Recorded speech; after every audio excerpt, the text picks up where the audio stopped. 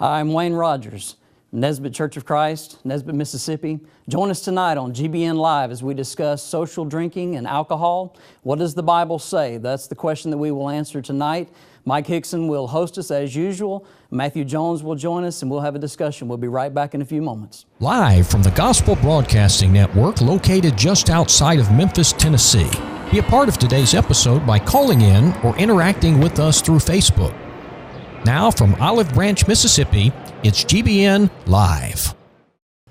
Good evening and welcome again to GBN Live. We're talking tonight about drinking alcohol, a subject that obviously needs a lot of discussion. We have with us tonight Wayne Rodgers, who preaches for the Nesbitt congregation, and also Matt Jones, who is working with the church at Forest Hill. Gentlemen, good to be with you tonight. Thank you for having us. Appreciate you guys being here tonight, and this is a subject that we need to tackle. And there are a lot of folks that would shy away from a subject like this, but in our day and time when a lot of folks consume alcohol, even in the church, we need to see what the Bible has to say. And I love the passage in Romans chapter 4, verse 3, when Paul asked the question, what does the Scripture say? So when we talk about this subject, really we want to ask the question, what does the Bible have to say? And so as we begin tonight, and as we focus in on this particular program, I do want to invite you to call us at 888-805-3390. Feel free to email us at gbnlive@gbntv.org. You can watch us live on Facebook. We'd love to have you as a part of our program. It might be that you have questions, comments, criticisms. We'd love to take those tonight as we study this subject. I guess maybe as we begin this program, let's just ask this question, put this on the table. Is it sinful to consume alcohol? Well, certainly there's a couple of parts to that question when you start there, but when we want to know what the Bible says about it, I think we need to look at both, certainly the Old Testament and New Testament. We find those principles in the Old. We find some passages in the New Testament that give us some direction as to whether or not it's sinful. But certainly the bulk of evidence that we see, yes, absolutely, it is sinful. Okay. You know, Wayne, I know that there are a lot of folks that when they talk about social drinking, consumption of alcohol, they'll say, well, the Bible doesn't say, thou shalt not. So in light of that statement, aren't there some biblical principles and statements that are found that give insight into what we as Christians ought to do with regard to the consumption of alcohol? I think so. Proverbs 20, verse 1, if you just go to what did the wise man say? He said, wine is a mocker, strong drink, raging, and whosoever is deceived thereby is unwise. I heard somebody say one time, if you want to see a foolish man, then just look at someone who consumes alcohol. Very wise. Matt, as we think about this question, we were talking before going on the air tonight that it seems to me that in some ways this is a question that underneath it all, particularly those who are advocating its usage, has to do with a heart problem, don't you think? Definitely. You know, and it does have to do with the heart problem because ultimately on this subject, if you're bound and determined to believe that you can drink alcohol and that'll be okay with God, then you're going to find a way. You're going to dig into some Bible verse and you're going to find a way to convince yourself that some Bible verse you found over here, maybe you Googled it and some guy on the internet said it was okay. You will believe that if you're just bound and determined that I'm going to believe this. But Paul told us in the book of Ephesians that we could read his words and understand them. That's a biblical concept. I can read the Bible and I can understand it. However, Peter also told us that some twist the Scriptures to their destruction. If I want to twist the Scriptures, I can do that. That's right. But if I just open up God's Word and read it, and what it says over and over and over and over and over again about alcohol, these little verses that I might dig down into and say, well, I think this one says I can, it begins to sound foolish. Absolutely, absolutely. We've got Jason Bayless on the line tonight.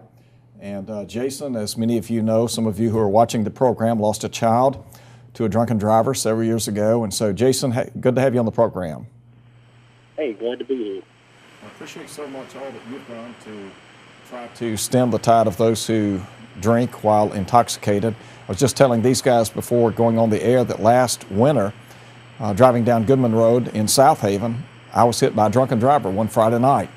And unbelievably, she fled. She tried to run and ended up having a wreck. Could have killed herself, could have killed someone else. But a lot of folks running up and down the highway without regard for their own personal safety and the safety of others, and sadly, sometimes tragically take the lives of innocent people. Yes, sir. It is tragic. According to statistics that I found on DoSomething.org and the Department of Transportation website, every 51 minutes, someone is killed at the hands of somebody who is drinking and driving. Wow. In 2016, 10,497 individuals never made it home at the hands of someone who was intoxicated. And the most preventable crime in America. I can't tell you how to put an end to murders or rapes or any other things, but I can tell you how to put an end to drunk driving and never get behind the wheel. And as a Christian, you know, we should never touch alcohol in the first place. Well, absolutely. I'm just curious, Jason. I know that you lost your son over 10 years ago, and it was a tragic accident. And you think about the statistics bearing out the dangers of drinking and driving, and then you add to that the medical problems that result from people using alcohol. I guess the question is, why do people continue to use something that has been, I think, so well publicized, it is destructive from every angle? I think it stems from, first off, selfishness. I mean, when you engage in something that you know is bad for you, it's because of that desire that they have within, that temptation to satisfy that hunger, to end that what they're craving, to be enticed by those things. But it's also a problem because so many people don't know God's Word. They don't know what the Bible says concerning alcohol. And, you know, that's our responsibility to educate them on that.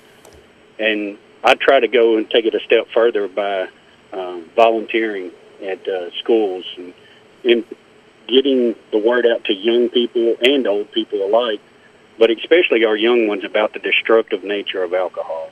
That's right. I tell them, you know, alcohol is like God. It's not a respecter of persons. It doesn't care who it rips apart, whose lives, you know, it ruins. And it's a truly sad thing that you don't see that side of alcohol when they advertise it. Well, absolutely. I know, Jason, that you guys lost your only son 13 years ago, this December the 1st. And I can't imagine the trauma, the heartache that resulted from that tragic accident. But the person involved in that accident, the guilty party, what kind of sentence was handed down by our judicial system? He received 25 years for a DUI death and 5 years for leaving the scene of the crime. And they ran concurrent, so he served 25, or was sentenced to 25 years total. But like so many other cases in our country today, he was released after about 9.5 years in prison. And, you know, it's tragic. I pray. You know, I don't hate the individual. People may think, oh, you're crazy. This man took your only son. Hate's not going to accomplish anything. That's I mean, right. I pray for him.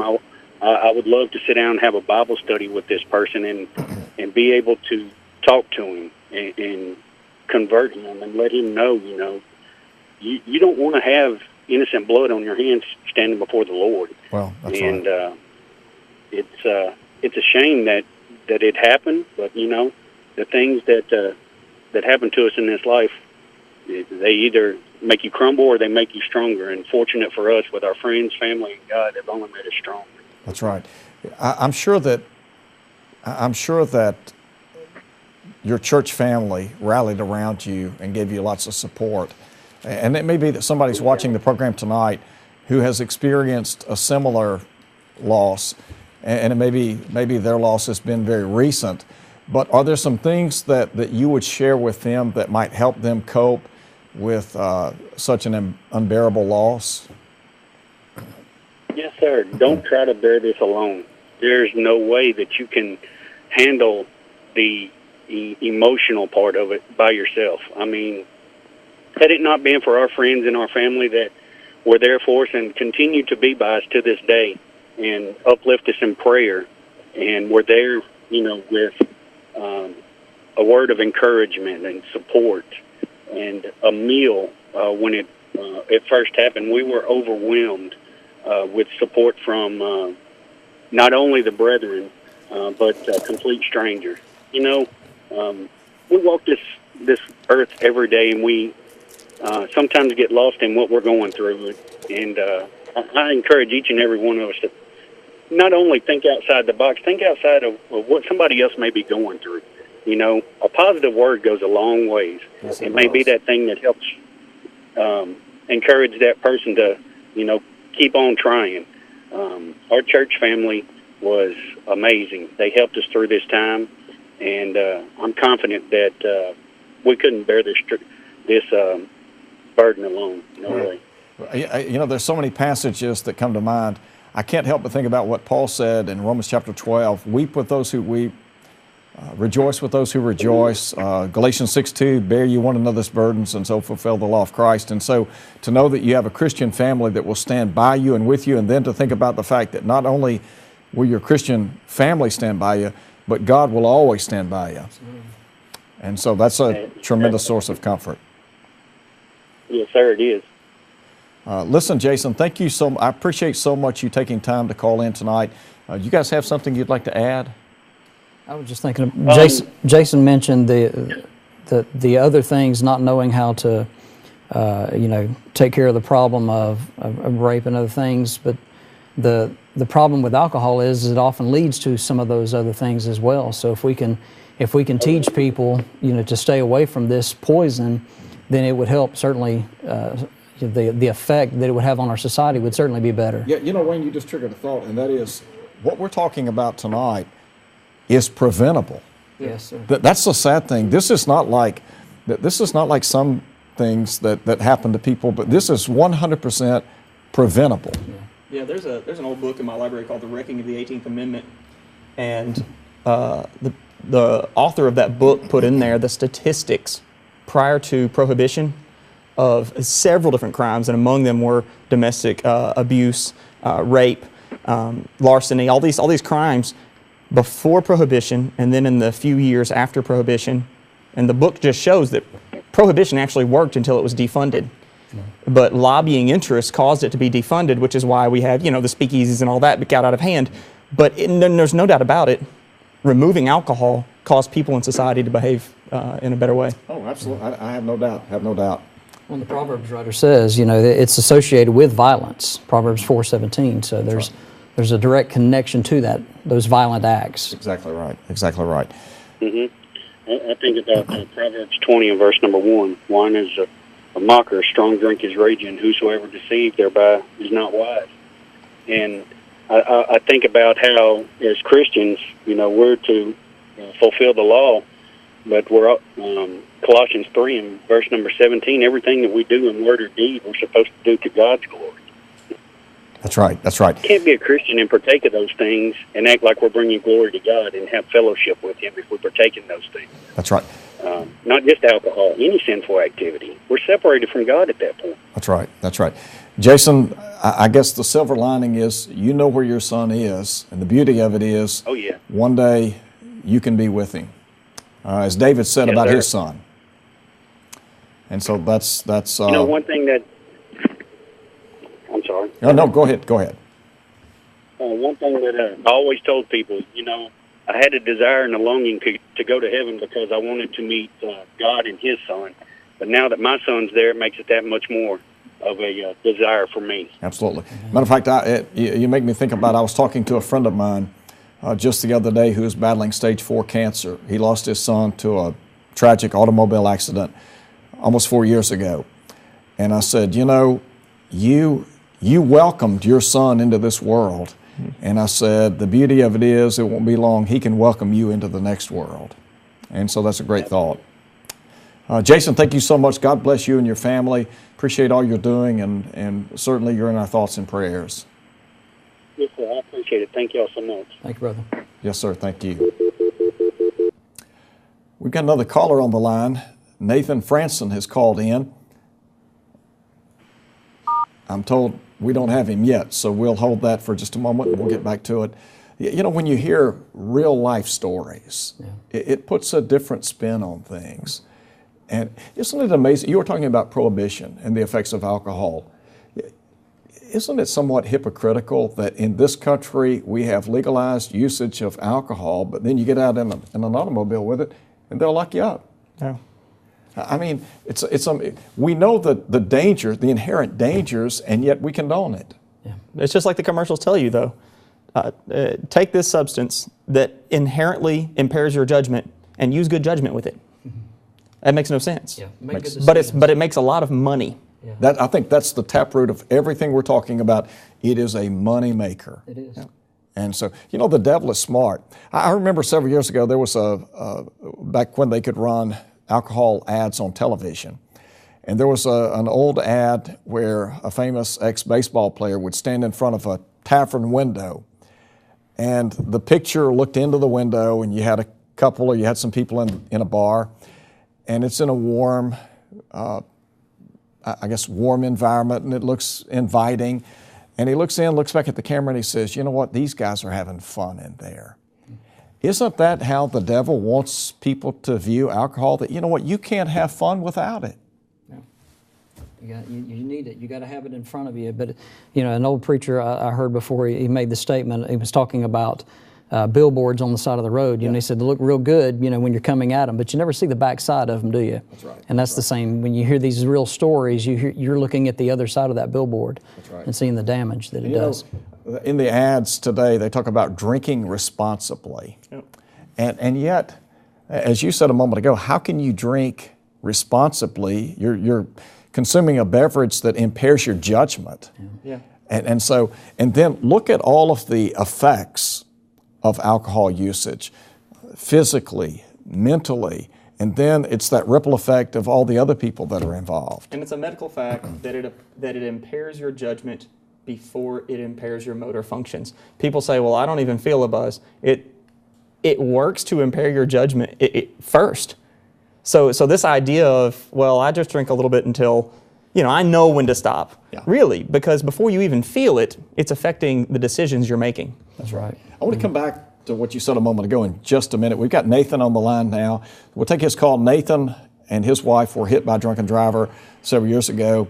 His wife came close to losing her life. And so, Nathan, good to have you on the program tonight.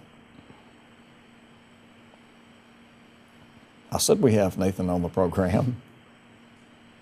Nathan is a classmate of both of ours from school, and I remember, I'm sure you do, in school sometimes this conversation would come up, and I remember the first time I heard him talk about it, and that affected me at that time. I'm sure. It did. I'm sure. It was heart-wrenching to hear the story, but even more so when you saw it on their face when they talked about it.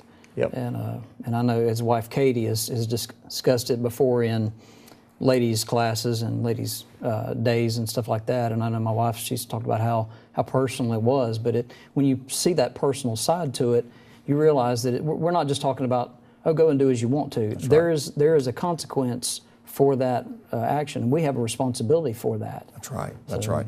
Well, for every action, there's a corresponding reaction. Yeah. Paul said it this way, be not deceived, God is not mocked. Whatsoever a man sows, that shall he also reap. Yeah. And so a lot of folks have reaped a bad harvest from sowing seeds with the usage of alcohol, sadly. And we hear from these people who maybe they've lost a loved one, and there's a lot of grief you can hear from that, but you hear like Jason, for instance, talking, there's hope in Christ, there is, as you pointed out, there's that reunion coming. You're not going to get this person to call in, but if you had that person who said, I was drunk and took someone's life, you would then see the real ravaging effects of a life of guilt. Sure. Especially a person outside of Christ, and they made a decision to get drunk. They made a decision to get behind a wheel, and they killed someone.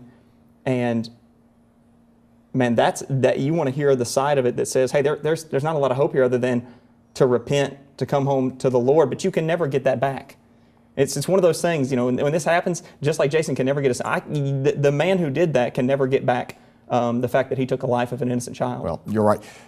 Years ago when I was a freshman in college, we had a fella, classmate, 18 years old. We went home for Christmas break, and I think it was after Christmas, He was on a bridge in Kentucky. Drunken driver crossed the center line, hit him, killed him. Only child. And the amazing part of that story, his parents went to visit the young man who came from a horrible background, went to visit him in prison, in jail, and ended up converting him to Christ and salvaging his life and forgiving him for taking the life of their son. But you know, sometimes we talk about things in theory, but as you said, this is real life stuff. Yeah. And so I think we've got Nathan on the phone now. At least I hope and pray that we do, and we've had some problems getting him on the line. But Nathan, good to be with you tonight. Thank you. It's great to be here. Thanks. We were just talking a moment ago. Matter of fact, Wayne and Matt were both talking about how you guys were in school together, and you talked about the accident that you were involved in. Maybe give us a little narration of that, if you could. Sure. It was just before my wedding. My wife and I were married in 2003, and we were to be married in Sacramento. Well, we were living in Los Angeles at the time, and we're driving from Los Angeles to Sacramento just to actually for wedding plans, and we're going probably 60, 70 on the freeway, and there really wasn't anybody around, and this SUV pulled onto the freeway, but it was really kind of going slow, or much slower than it should have been. And we didn't think too much of it, but as we approached it, he was in the right lane. I think we were in the middle lane, and they all of a sudden turned or made a sharp left as if they were at a light, but they were pulling onto the freeway. And so my wife was driving, and she swerved, and we almost T-boned it. It was we hit the back left panel of their SUV. We were driving a little Honda Civic, and we hit it so hard that they had rolled. And I closed my eyes. I knew we were going to hit it. My wife will explain that, or she'll tell you that she thought we were going to miss it. I knew we were going to hit it just from the way we were going. When I opened my eyes, I had a lot of chest pain, and I broke my sternum. It was because of the impact and the seatbelt with the collision. I look over at my wife, and she is hunched over the steering wheel. The windshield literally is in her lap, and she got the worst of it. And she was bleeding and not breathing. Wow. And all I could think is I just lost the love of my life. And it just, a minute later, I mean, you never know like how long. It seems like, forever, but she finally gasped and started whimpering. And I just thought, thank God that she's okay. And but anyway, they got me out of the car. She had to have the jaws of life to get her out, and she had to end up having emergency plastic surgery on her face that night because it tore it up so bad. But anyway, that was kind of the gist of what had happened. But the person who had been drinking actually was drinking from the night before. They still had alcohol in their system, and there was 3 of them in the car, and I walked away from it. They were so relaxed behind that wheel that they just got up and walked away even after they rolled. And so we got kind of I got all the internal injuries, and my wife ended up getting all the external injuries. I would imagine that there was quite a lengthy recovery period, wasn't there? There was. For a long time she had to take a lot of meds, and I did too, and in the hospital for several days, and it was, and I think that was the hardest part, is just seeing her like that. And you go through so many mixed emotions. You're hurt because you have to see your fiance like that, but you're angry at the same time to realize that someone would actually have the tenacity to do something like this. And you think, we're not the last people. If they don't lock these people up, we're not going to be the last ones that this happens to. That's and right. Next time it's going to be even worse. I agree. Let me ask this question, Nathan. The drunken driver in that particular situation, what kind of prison sentence did he receive?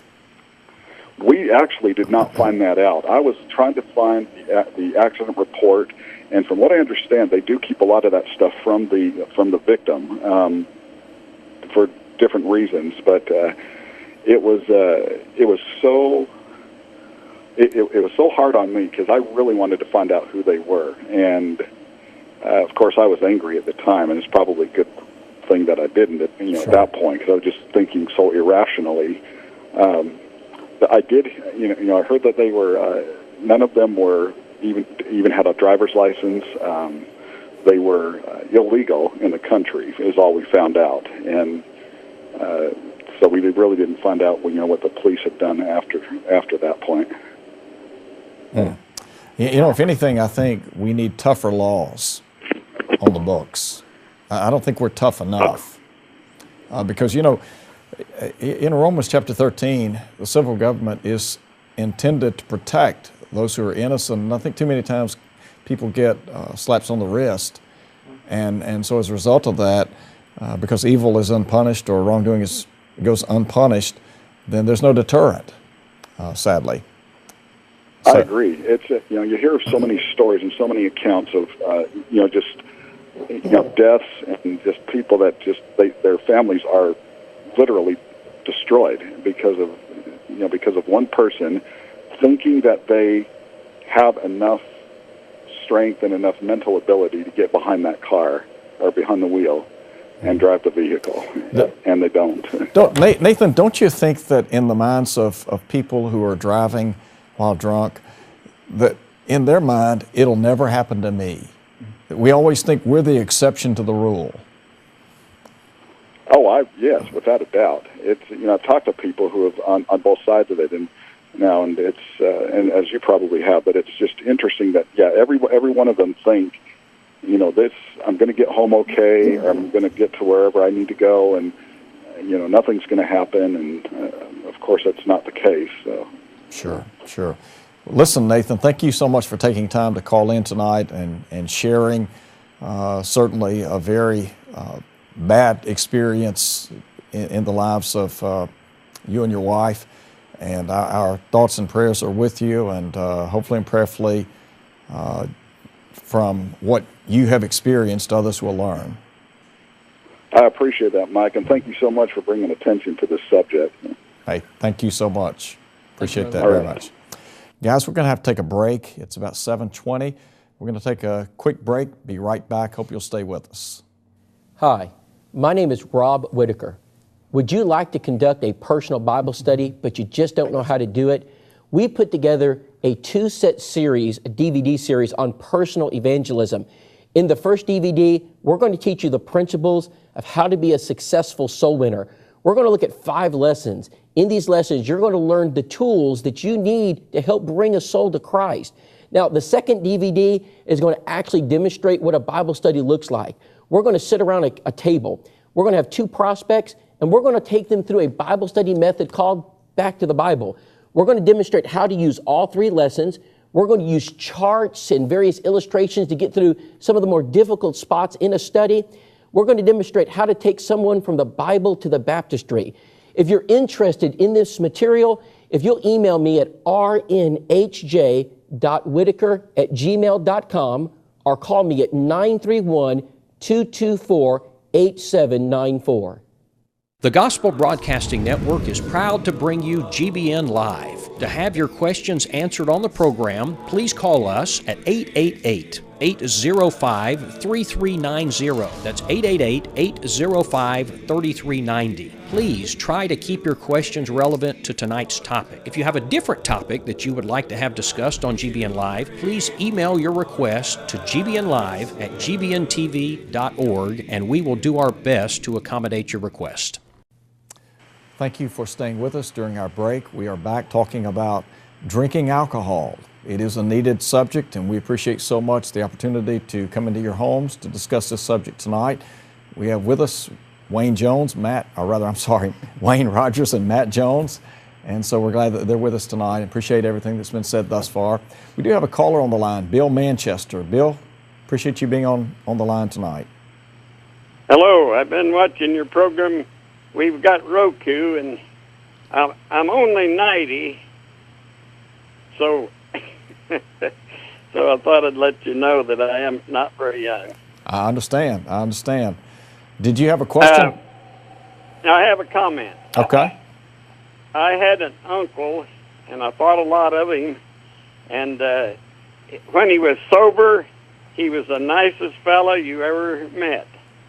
When he'd take a drink, or I don't know how many drinks he took, because I was just a young fellow when he was drinking, and he was the worst fellow you ever met.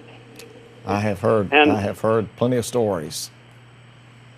And this uncle of mine, he was walking home, and we always went to see my grandparents, which were members of the church.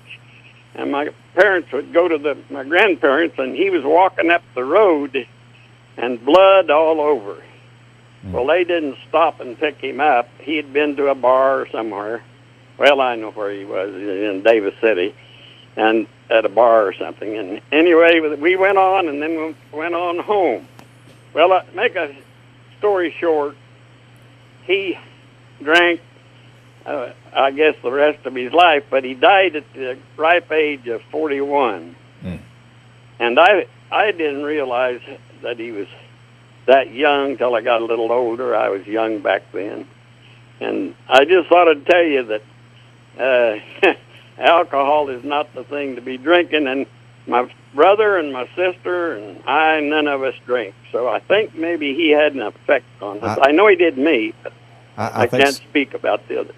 Well, I think so. And hey, thank you so much for calling in and sharing that with us, because a lot of people need to learn from, as you said, the dangers of alcohol and the fact that here's living proof that it destroys lives. So thank you so much. Okay. Thank you for having your program. Yes, sir. Thank you. Appreciate it. Yes, sir. God bless. We have a Facebook question tonight. Jennifer asked, what does the Bible say about medicinal use, such as for cough medicine or heart problems? How would you respond to that, Matt?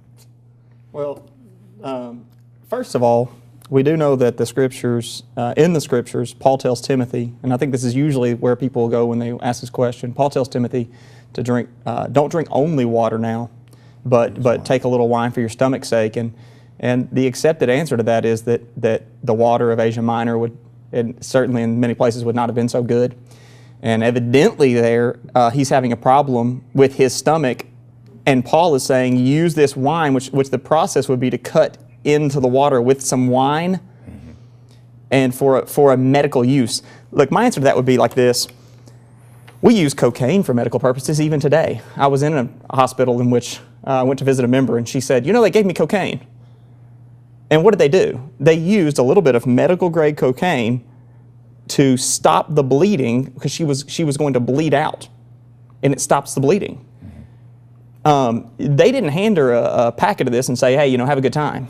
Yeah. They used it to preserve her life, and it was the best medicine to do so. One of the big parts of this question is, I think the pertinent question here is, name to me the medical need that a bottle of Jack Daniels or a bottle of wine or a beer, that's the best treatment we have available to us in this medical age. Yeah, I understand. It's probably the best question to answer back to that. Yeah, and don't you think that for the most part, people are using alcohol today recreationally? Yes. I mean, that's really the bottom line. Yes, and you have the stories of the people who say, they'll tell them, drink a beer a day, drink a glass of wine a night, and it'll help you with this ailment. And you get those stories of, I did that, but I ended up with problems from that. Of course, you get the same stories with pain medicines. Look, when you get down to, what am I going to do medicinally? The answer is, survive, yes. Do what you need to do to get past your ailment, yes. According to the instructions of a doctor, yes. Or in Timothy's case, an apostle. Do what you're told to do medically, yes. But you've got to use wisdom, and you've got to make sure why I'm doing it. And again, when we get down to questions like this, it doesn't mean the question's not important, but we're dealing with a very, very, very tiny, tiny, tiny percent of who is using alcohol and why. If the alcohol companies made their money off the medicinal use of alcohol, there wouldn't be a one of them in business. That's right. That's right. Yeah, I've got a quote from the Mayo Clinic, in fact. This is from March 9, 2007. It says, the American Heart Association does not recommend that you start drinking alcohol just to prevent heart disease. Alcohol can be addictive. Too much increases your risk of high blood pressure, high triglycerides, liver damage, obesity, certain problems, obviously. But in addition, even small amounts of alcohol can cause cardiomyopathy, a weakened heart muscle and heart failure in some people. And then there's another cardiologist from Mayo that makes this statement. She goes, the evidence that drinking red wine may reduce your risk of heart disease, she goes, actually, the benefit is found in a substance that's in the grape, in the skin and the seeds of grapes, especially in the dark grapes, the purple grapes, the red grapes.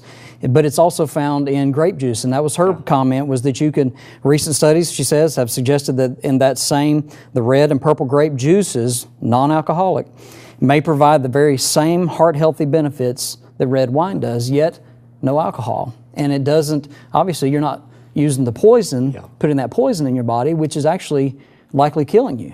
Yeah, you're right. Great quotation. We have Stephen Sutton with us tonight. Stephen, good to be with you. Hey, guys. Appreciate you all taking time to be away from your families to address such an important topic with us. Hey, appreciate you. I know that you're an EMT, gospel preacher. Talk about some of the people that you have responded to that have sadly been intoxicated. Well, I'll go back to my earliest memories, Mike. I was about 15 years old when my 16-year-old cousin was killed as a result of a drunk driver following a Christmas concert that she sang in at the local high school. So I guess that was probably the first profound impact that I had experienced with the effects of alcohol. But I've had about 20 years of experience seeing the effects of alcohol and drugs. And by the way, alcohol is a drug. The cascade of effects after consumption, it begins generally with the kind of stimulant effects on your central nervous system, and then a little more is consumed. It depresses the central nervous system and is considered a depressant. And, if that consumption continues, it can be lethal. But, the stories that could be told of any paramedic, any police officer, any fireman, we could go on and on and on all night long. There's just a couple that stand out, in my mind. One in particular, a couple of years ago, a lady was driving her car drunk. She hit her own brother head on. Had no idea until the family arrived at the hospital to see them. And so here's a woman who is, inebriated. She's, drunk, driving her car. She hit her own brother, and both of them had to be flown to Level 1 Trauma Center, as a result of her actions. And so sometimes we don't think about that. Often, and for various reasons, people, they go to the Bible to try to justify their behavior and their decisions. But I don't see any defense in Scripture for the consumption of alcohol in social environment, nor do I find any defense for the, massive abuse of this drug that we find among so many folks in our society. People love to ask preachers about what the Bible says regarding alcohol. And they follow it up with words like, well, Jesus turned water into wine. They just kind of throw that out there, which is recorded in John chapter 2, Mike, wedding feast at Cana of Galilee. And the argument makes Jesus a bartender at that wedding. And so I like to ask them, say, hey, what, do you study the Bible? Just recently asked that question. They said, well, no, I don't really study it. And I said, I've been studying about, pretty heavily here for 15 years, put in a little time, and examining this topic in light of the truth instead of, societal norms. I can't make good decisions sober on some days. I don't need anything to impair my ability to make, good decisions. But one final thought, and I'll hop off and let if someone else wants to call in. Romans 6:16 says, know ye not that to whom ye yield yourselves servants to obey. Listen carefully. His servant ye are, to whom ye obey. And I appreciate you all taking some time out. Well, another thing I thought about, recently in the news was a Penn State student, 19 years old.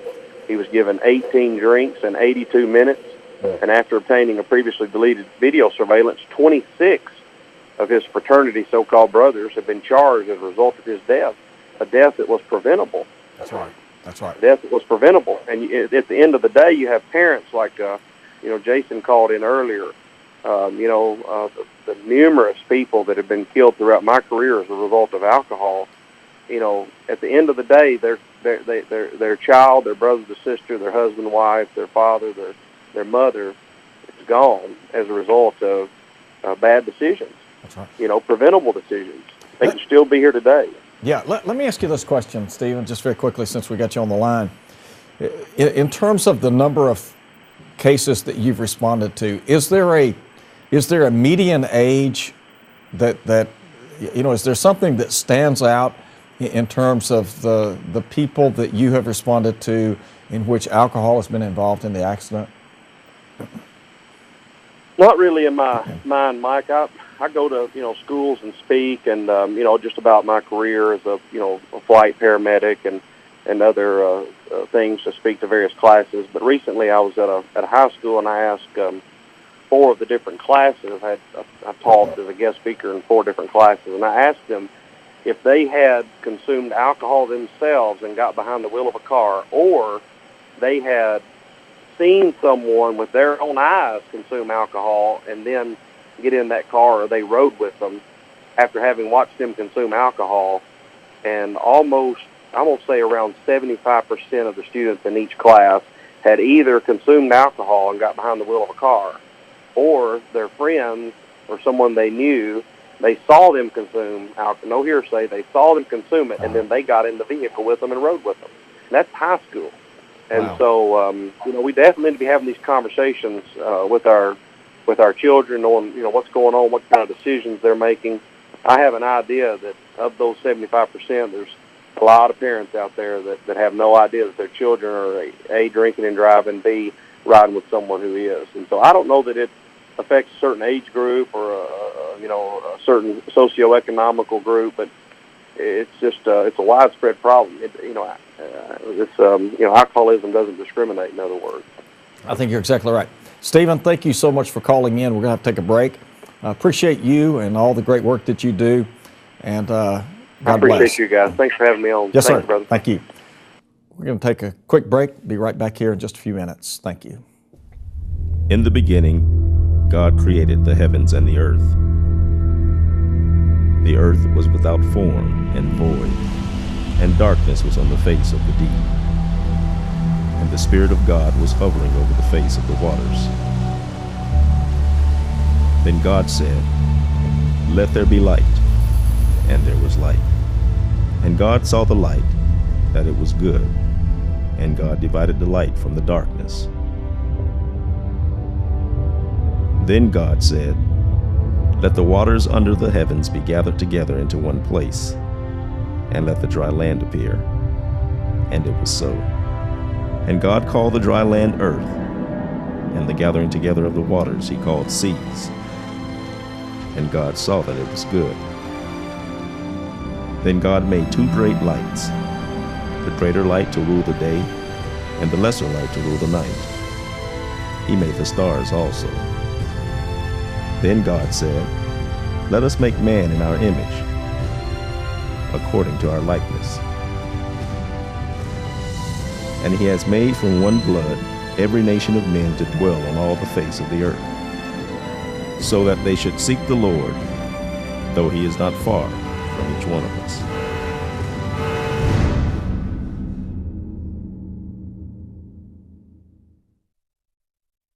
GBN Live is brought to you by Churches of Christ.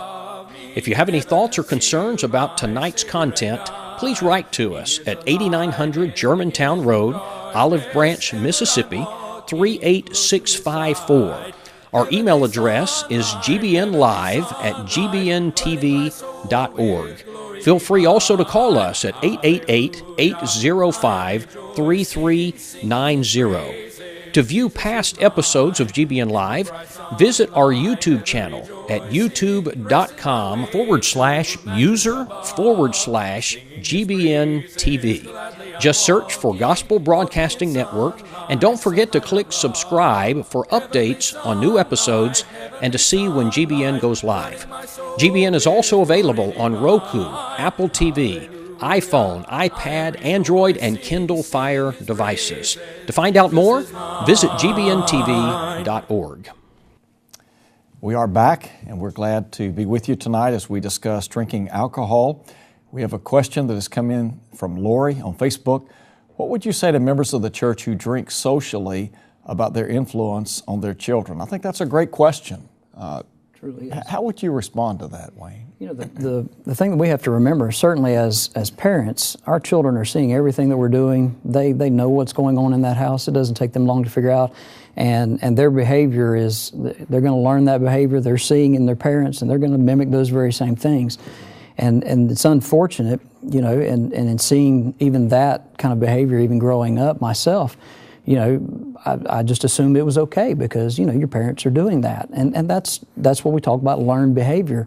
And the influence that those parents have, and the influence that they have not only on their children, but on others that are around. And certainly that can affect other children, other families as well. And so it's far-reaching in that. And we have to be reminded, Jesus himself taught about we're a city set on a hill, we're the light of the world, we're the salt of the earth, and that influence is truly important. And I think a definite important argument when it comes to whether or not we should be partaking of any of these things that have such evil attached to it.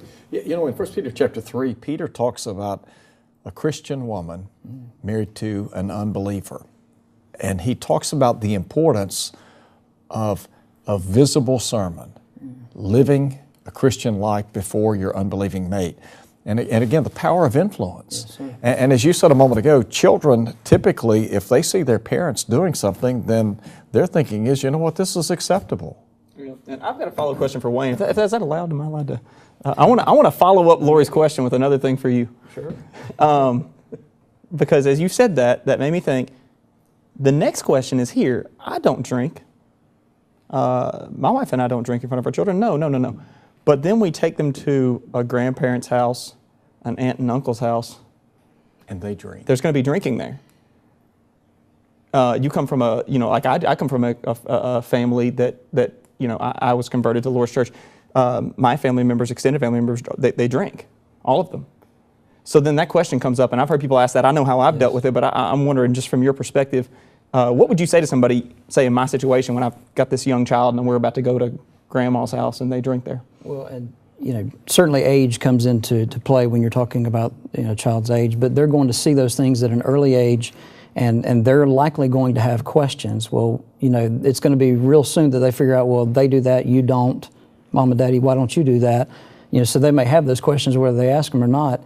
I think it's very right to have those conversations. We have family members. I have family members, not members of the Lord's church, and we have friends that are not, and there are things that they may do, and we were always concerned with, okay, well, what will our children see when we go, in this particular situation? We would have conversation with them, as pertaining to, what they might see. Say, okay, well, I don't want to plant something in their mind that they don't need to even be aware of yet, and that may be true. So you just have to use the best judgment you can when it comes to that. But if you know that that's when I walk in this door, this is what I see 100% of the time, then we probably need to have that conversation. We need to be teaching them, and that conversation can especially be had after you're leaving. I've taken young people on trips before to places, and things didn't. A youth trip or something like that, and the situation came up. Hey, that's the best sermon we can ever see. This just happened. Let's talk about this and why this is not appropriate behavior, and let's see what the Bible has to say about that. And I think it's about training our children always. And so in every situation, we continue to teach them. Yeah, I think that there are teachable situations, and I think that as a parent, we need to be proactive, preemptive, rather than reactive. Sure. And so, as you said, engaging them in the conversation, bringing it up, and being proactive. And I think at a later age, they appreciate that even more so that you had those conversations, because the things that I'm hearing from parents now or from teenagers now is, we didn't talk about that, or young adults, we didn't talk about that in my home. That's right. And so now they have those questions. And what about in the church? I think one thing is, in some congregations, man, you might go years and never hear anything from the pulpit or from the Bible class about. And so, those of us who preach and those of us who teach, we've got to make sure that we're putting the information out there when they're young. That's right. Because, man, if you don't teach it, all you got to do is not teach it, and they won't know. That's right. That's right. We have another question that has come in via Facebook. Danny asked, could you please explain Deuteronomy chapter 14, verses 22 through 27? Matt, how would you respond to this context? The first response that I would give is we can discuss that passage, and the first thing I'd say is if this is something that you've looked at before, I know I have. I've been in the car with a group of college students who were Christians who brought this passage up to defend social drinking, and we had a discussion about it then. If you're serious about this and you've come to the conclusion before that this allows me to drink, go to Christian Courier and read Wayne Jackson's article on this, and it's going to be very helpful to you. A few things we can just definitely quickly point out for within the time of the program is that, and one of the things that Wayne points out, Brother Jackson points out, is this is the conclusion that you could draw from this if you want to read this passage and you say, I come to the conclusion that God's telling them to drink alcoholic beverages here, to buy them with money that really technically belongs to the Lord, and then go drink it. If that's what the conclusion you come to is, then you're not arguing to have a glass of wine at home, and you're not finding permission to go to a social event and have a beer. The context of the passage is at an assembly for a feast day. This is worship. This is coming and bringing your tithes before the Lord. The conclusion that you're trying to draw when you look at these words here and you're saying this is alcoholic and God's saying use it, is that we should drink at the worship assembly, or maybe just before the worship assembly. That's the only conclusion you can draw, and that would be a poor conclusion given the fact that there are multiple sources that cite these words here in the passage. And I am no Hebrew scholar, but fortunately there are them. Yayin and shekar. Yayin is definitely, it's just made from grapes. It's a drink made from grapes. It can be alcoholic. It can be non-alcoholic. It is that strong drink, the shekar, that's sometimes misused. It's 23 times as a noun in the Old Testament. And it is where we get our word sugar, saccharin. It means a sweet drink. It can be alcoholic, can be non-alcoholic. The difference between the two words, people say, well, the difference between the two words, it has to be alcoholic. One's alcoholic, one's not. Not true. The difference is, yayin is made from grapes. Shekar is by definition made from something other than grapes. It's go get this drink that is pleasant, that is made from grapes. Go get this drink that is pleasant, that's not made from grapes. Both of them can be and must be in the context non-alcoholic. Absolutely. Great response, great response. Another question. Angie says, I am a Christian married to an unbeliever who drinks. And of course, I'm sure that there are plenty of folks that are faced with similar situations. So as a Christian living with a non-Christian who consumes alcohol, how should you respond in that setting? I know that's got to be a difficult situation at best at any given time. You know, you mentioned the passage a moment ago, 1 Peter chapter 3, and that's specifically, given to wives in that situation. And it was that you might win over your unbelieving husband by the way that you live your life and by your chaste, pure behavior. And certainly that would be, abstaining from alcohol, as both testaments seem to point out. And there's no doubt that influence can be so great that you could possibly win over your husband by taking that stand. And I think that's important. And I would answer it in that way, and would hope that she would continue to remain strong in her faithfulness to God in that passage. Absolutely. I have another Facebook question that comes in from Remington. What do you think of Proverbs 31, 6 and 7? Of course, the context there, the mother of the king talking about alcoholic consumption. How do you deal with that? I think her telling him this about alcohol and how it impairs judgment and how it's not for him is a very good point. And not to side skirt that too much, she's talking here to a king. She's talking to him not just as her son, but as a class of a person. You're a king. I would take that one step further, and I would go into multiple Old Testament. It's not just kings this is said to. It's interesting. People will say, look at this verse that sounds like in the Old Testament. It sounds to me like this could say that people in the Old Testament times could drink. Do you know who absolutely could not drink under the Mosaic covenant? Mm-hmm. The priests. That's right. And where did the priests go? They went into the holy place and they offered worship. We today are a royal priesthood. The answer to that is, let's just say that for the sake of the argument, we gave you benefit. We give it to you. Okay, fine. We'll give it to you that people in the Old Testament could drink except for priests. That's not true, but we'll give it to you. God approved of it for everyone except priests. We'll give it to you. It's not true. We'll give it to you.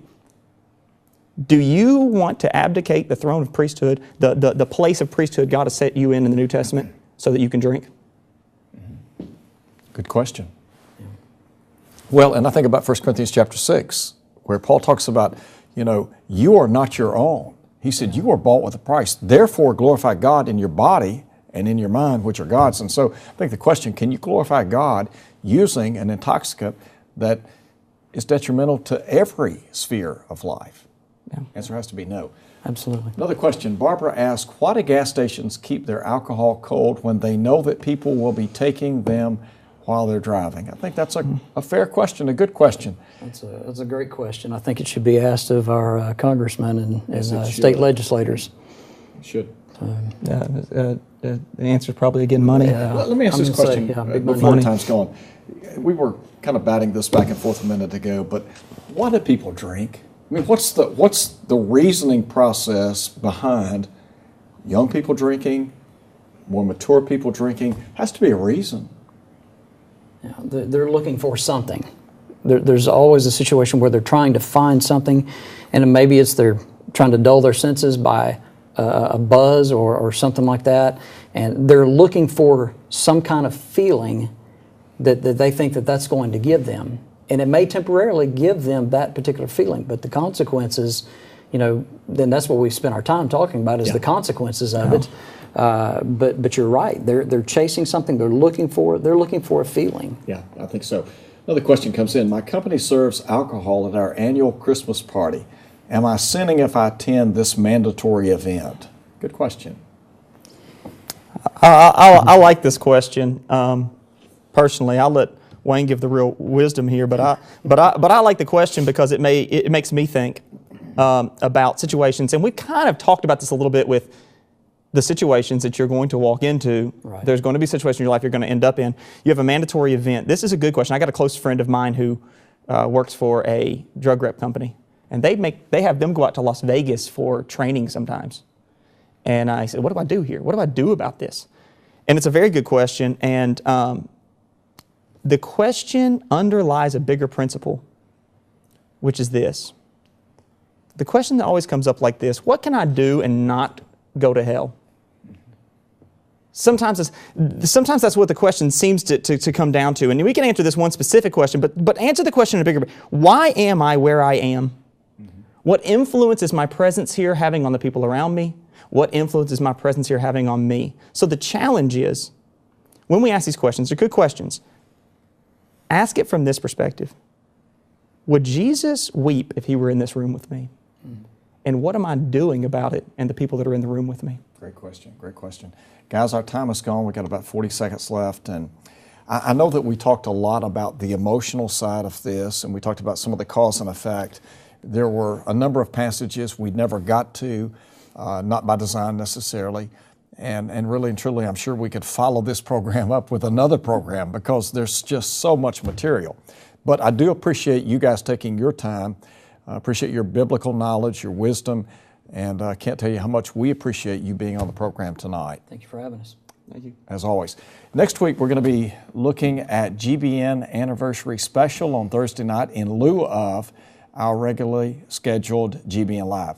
Hope to see you back here in 2 weeks. Until then, God bless. This has been GBN Live. Thank you for watching.